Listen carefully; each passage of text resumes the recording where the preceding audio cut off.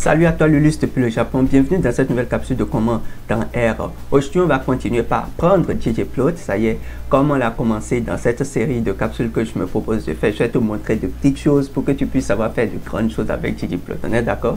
Et puis voilà, donc aujourd'hui on va apprendre à manipuler les couleurs. Et à la fin, si on a un peu de temps, je vais te montrer quelques autres géomes, quelques petits autres géomes qui sont très utiles, ça y est, voilà. Qu'ils te souviennent que dans la capsule précédente, on a commencé par parler du geom point. On est d'accord? Donc, si tu es prêt, attrape ton clavier et rentrons dans le studio. Alors, pour travailler, on va utiliser la librairie Tidyverse.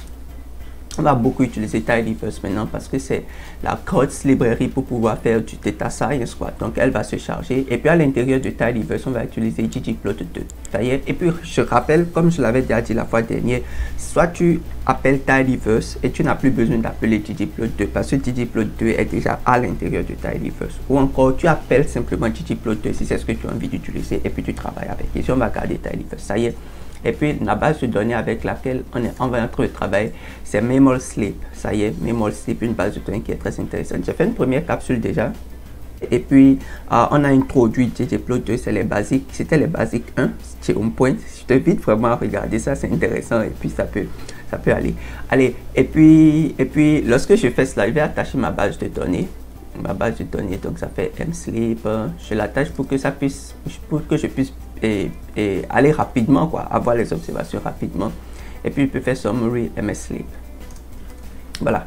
Donc c'est une base qui est très intéressante. Elle est relative à des mammifères. On a mesuré quelques observations sur elle. Et puis aujourd'hui, on va faire une toute petite hypothèse. On va travailler avec par exemple total sleep et puis sleep rem. Donc l'hypothèse qu'on va faire aujourd'hui, c'est que on va supposer que le temps de sommeil total des mammifères est une fonction de leur sleep rem. Le sleep rem, ou bien on appelle ça le sleep REM. Le temps de sleep REM, tu sais. Et même quand on est en train de dormir là, tu sais, notre cerveau ne dort pas complètement. Hein, tu sais ça, non? Voilà, donc, pendant qu'on est en train de dormir, il y a toujours un peu enfin, le cerveau est en activité. Disons-le comme ça, le cerveau est en activité quand on est en train de dormir.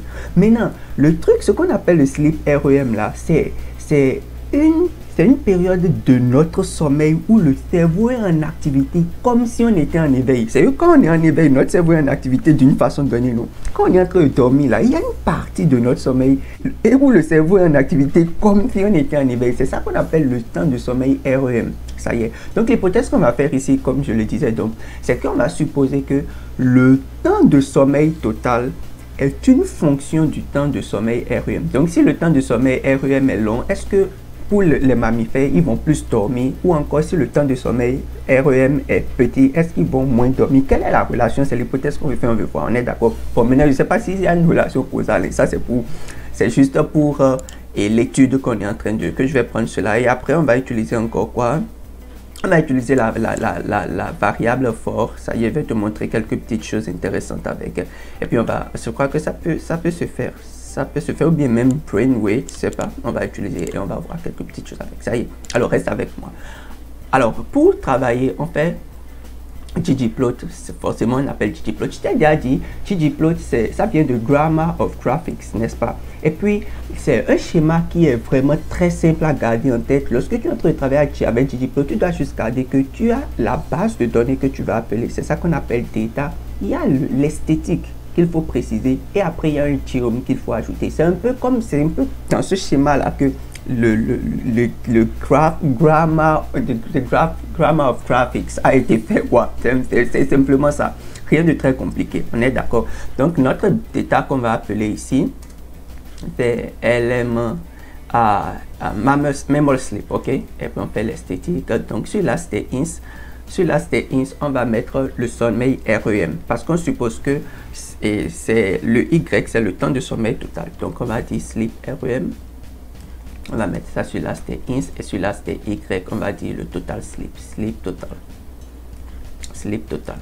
Ok, voilà. Et puis lorsqu'on a défini notre esthétique, donc de façon simple, l'esthétique qu'on est en train de faire là, c'est simple. Last ins, last Y, c'est ça l'esthétique, la base de données, l'esthétique. On va ajouter un géome. Et puis comme je l'avais déjà dit dans la capsule précédente, il ne faut pas oublier d'ajouter le plus. Sinon, si tu ne mets pas le plus, ça ne va pas marcher. Ça y est, donc on va ajouter le geom point. pour avoir les points. Voilà.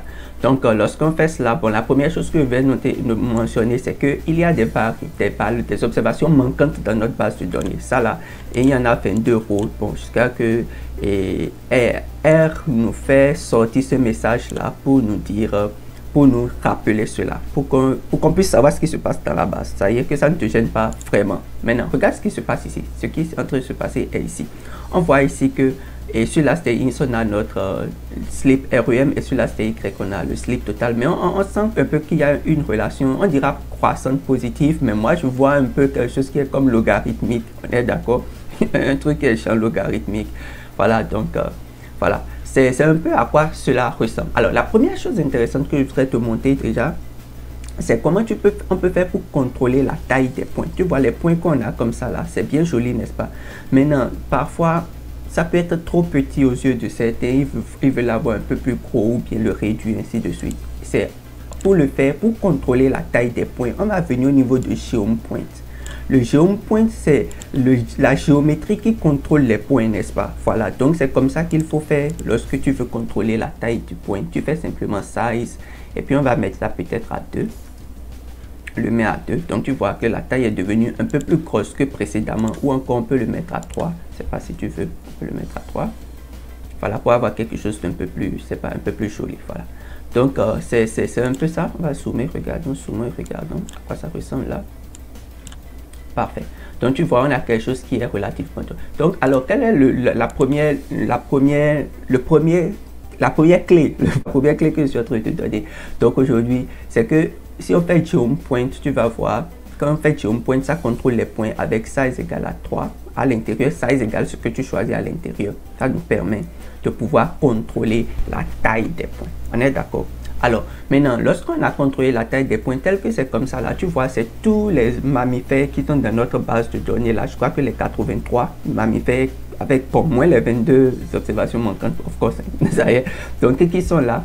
Et puis, généralement, lorsqu'on est en train de présenter nos données, on a envie de pouvoir mettre de la couleur pour dire, ah, ça c'est tel animal, hein, ça c'est tel autre, hein, de pouvoir faire la part des choses, au lieu que ce soit tout confus comme ça, n'est-ce pas? Voilà. Donc, c'est pour faire cela, puisque tu vois ici, le fait va changer carrément l'esthétique de tout notre graphe. On va retourner aussi, alors, au niveau de ggplot2, au niveau de l'esthétique. Ça y est. Donc, quand tu veux faire quelque chose qui va affecter le graphe tout entier, ce n'est pas une partie spécifique du graphe, ça va affecter le graphe tout en entier. Ça y est. Et il faut aller au niveau de l'esthétique. Je vais te montrer, tu vas comprendre pourquoi je dis le graphe tout entier. Sinon, tu peux me dire, Lulu, c'est les points que je veux changer. Non, non, tu vas voir que c'est le graphe tout entier. Parce que ggplot automatiquement affecte une légende au graphe lorsqu'il sent que le besoin est nécessaire. On est d'accord? Donc, regarde un peu. On va aller au niveau de l'esthétique. Donc, et on va changer la couleur. On va utiliser for, la variable for. On est d'accord? Alors, la variable for, c'est une variable qui est catégorielle. Elle est catégorielle et elle nous dit for pour dire, en fait, de quel for il s'agit, quoi? Mammifères et, enfin, mammifères, comment on dit ça? Les carnivores et les mammivores, je ne sais plus quoi. Alors, regardons. Regardons, il va nous le mettre comme avant. Donc, les carnivores, les herbivores, les insectivores, les omnivores, ainsi de suite, et puis mais un NA ici. Donc voilà un peu à quoi ça ressemble là. Donc, je vais agrandir ça un peu là, regardons. On agrandit, donc c'est ça ce qu'il y a dans la variable for. Et on voit ici clairement qu'avec notre légende, on voit clairement que tu vois les points rouges là, c'est pour les carnivores. Et on sent un peu comme une relation croissante, les points violets, voilà. Donc, le faire comme ça, l'avantage que c'est en train de nous donner est, je dirais, double ou même triple. Double dans le sens que déjà, ça rend notre graphe déjà beaucoup plus visuellement attractif. Ça commence par parler. Il y a quelque chose qui se passe là. On voit ça.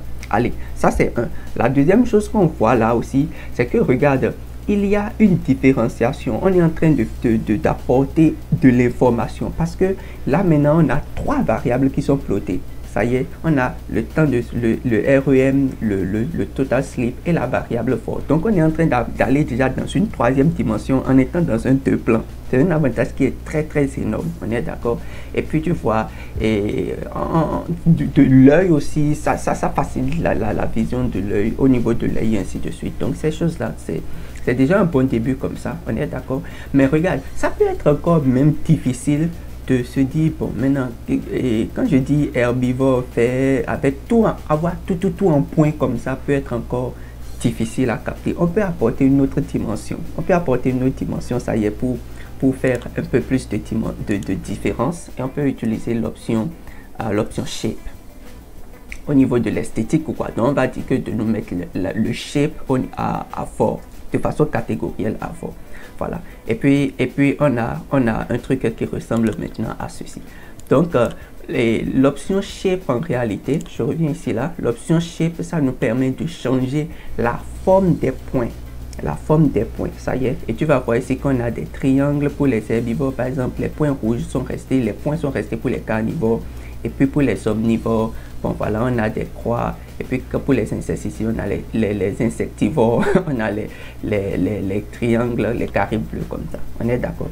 Donc c'est un peu comme ça que ça se passe de façon classique. Et puis si tu regardes là, on voit déjà que c'est beaucoup plus visuellement parlant. Les yeux souffrent même moins parce qu'on voit des triangles qui sont clairs là, on voit les croix qui sont claires, et puis c'est beaucoup plus parlant pour quelqu'un qui va voir ou regarder ton graphe, on est d'accord. Donc c'est déjà comme ça, un peu comme ça que tu jettes la couleur, que tu fais la part, et puis que tu apportes un peu plus d'insight, un peu plus d'agrémentation à ton graphe, ça y est, à ton graphe. Alors, maintenant, regarde, et tu peux me dire, mais Lulus, là, c'est parce que ici, for, la variable for est une variable catégorielle, n'est-ce pas, Lulus? Et c'est pour cette raison que on a les trucs qui sont séparés comme ça. Si on voulait utiliser une variable qui est continue, comment on va faire dans ce cas? Bon, je vais te montrer ça. C'est en fait pour cela que je pensais au poids du cerveau, brain weight. Dans ce cas, tu peux utiliser, tu vois, brain weight est une variable qui est continue, quoi. On peut aussi utiliser une variable continue pour pouvoir faire la couleur dans les graphes. Regarde. Donc si j'exécute, et avant même de commenter ceci, est-ce que les warnings là, ça te gêne? Ça gêne parce que ça c'est en train de devenir beaucoup là. Si ça te gêne, on peut rapidement enlever ça. On peut faire l'option, tu fais warn. Dans l'option, si tu utilises warn, c'est pour contrôler le warning. Si tu le mets au négatif, prenons moins n'importe quoi, négatif, ça y est, ça va partir. Donc si je fais ça et puis je fais cela, on n'aura plus les warnings. Mais si ça t'intéresse, tu peux ramener ça à 0. C'est le défaut, je crois. 0. Attention là, 0. Et si on fait ça, tu vois que le warning va revenir convenablement. Donc si ça te gêne, c'est une parenthèse que j'ouvre rapidement. Et tu peux faire un truc pour qu'on ne l'ait plus. Ça y est. Attention, regarde là. Parfait. Ça y est. Et puis on peut avancer. Je fais un truc du genre. Et on ne l'aura plus. Ça y est. Donc ça c'était une parenthèse que j'ouvre. J'ai ouvert. Si ça te gêne, il faut le faire rapidement comme ça. Si c'est bon, mets-moi un pouce bleu pour que je puisse savoir. Mets-moi un pouce bleu si c'est bon. C'est bon? Allez, on y va. Donc, c'est un peu cela. Et puis, lorsqu'on a donc un truc qui est continu, tu vois, c'est presque le même schéma, à la différence que ici, on a une bande. Au lieu d'avoir des points comme ce qu'on avait fait avec les catégories, on a une bande.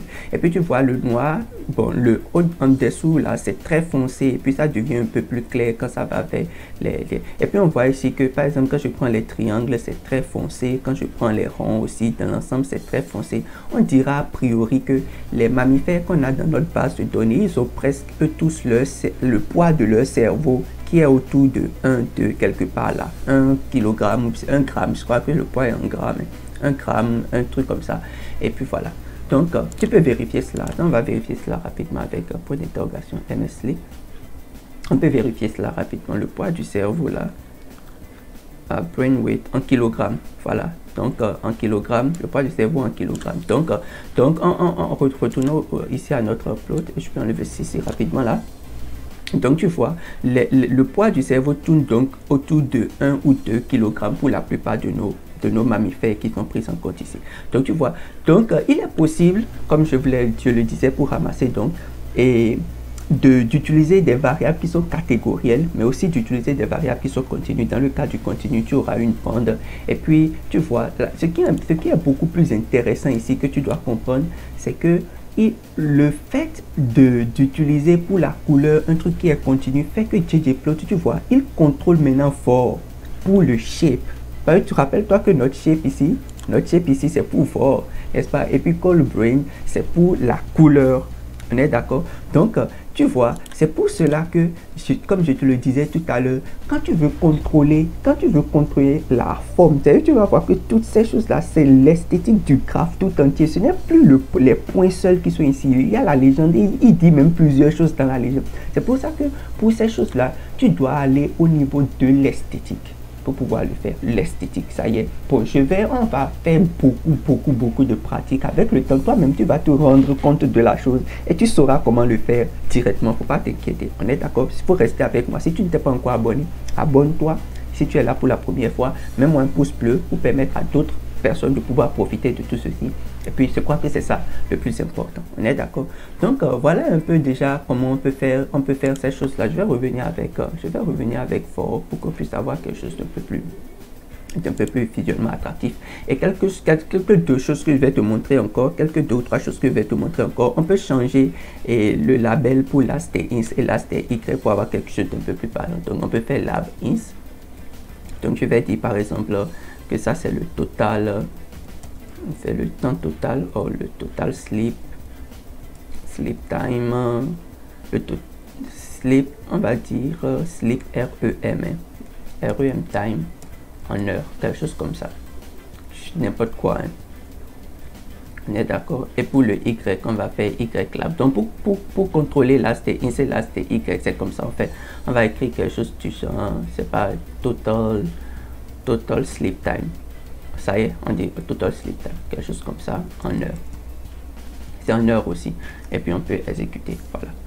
Si on exécute, donc comme tu vois, on a quelque chose de relativement beaucoup plus propre maintenant. Donc on a last et ins qui est bien labellisé, last et y qui est labellisé. On peut aussi changer le titre. Je vais te montrer ces choses-là un peu plus en profondeur, de manière beaucoup plus synthétique pour le faire. Genre, on va pas se casser la tête comme on est au début maintenant.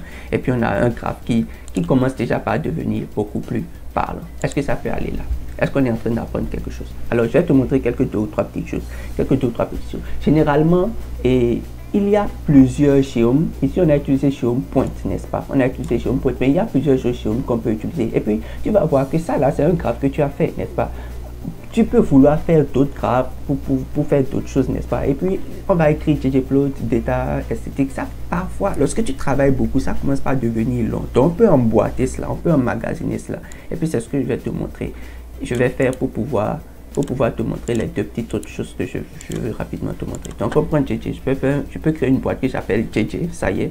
Et je fais ça. Donc, au lieu d'écrire tout le temps ggplot, data, ms, et puis tout le temps là, au lieu de faire cela, je fais rapidement JJ simplement, quoi. Et puis j'avance. On est d'accord. Donc, je peux faire JJ geom et je vais utiliser geom blank. On commence avec ça.